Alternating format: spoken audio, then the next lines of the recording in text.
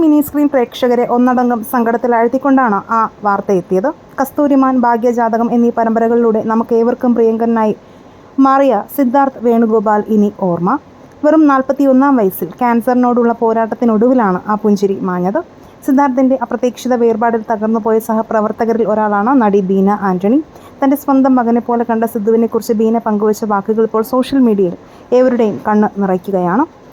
സിദ്ധു, എൻ്റെ പൊന്നുമോനെ, നീ ഈ ഭൂമിയിലില്ലെന്ന് വിശ്വസിക്കാൻ എനിക്ക് കഴിയുന്നില്ല. ഇങ്ങനെയായിരുന്നു ബീന ആന്റണിയുടെ ഫേസ്ബുക്ക് പോസ്റ്റ്. കസ്തൂരിമാൻ എന്ന സീരിയലിൽ ബീനയുടെ മകനായിട്ടാണ് സിദ്ധാർത്ഥ് വേഷമിട്ടത്. ക്യാമറയ്ക്ക് മുന്നിലെ ആ അമ്മ-മകൻ ബന്ധം ജീവിതത്തിലും അവർ കാത്തു സൂക്ഷിച്ചിരുന്നു. പലപ്പോഴും സിദ്ധാർത്ഥ് ബീനയോട് പറയുമായിരുന്നത്രേ, ചില സീനുകളിൽ എനിക്ക് ബീന ചേച്ചിയെ കണ്ടാൽ എൻ്റെ സ്വന്തം അമ്മയെപ്പോലെയാണ് തോന്നാറുള്ളതെന്ന്. ആ വാക്കുകൾ ഓർത്തെടുക്കുമ്പോൾ ബീന ആന്റണിക്ക് സങ്കടം അടക്കാനാകുന്നില്ല. നിന്റെ കുടുംബത്തിന് ഇത് താങ്ങാനുള്ള കരുത്ത് ഈശ്വരൻ നൽകട്ടെ എന്ന് പ്രാർത്ഥിക്കുമ്പോഴും ആ വാക്കുകൾ കണ്ണീരിൽ കുതിരുകയായിരുന്നു. പ്രിയപ്പെട്ട സിദ്ധാർത്ഥിന് ആ വലിയ പുഞ്ചിരിക്ക് മലയാളം മിനി സ്ക്രീൻ പ്രേക്ഷകരുടെ ആദരാഞ്ജലികൾ.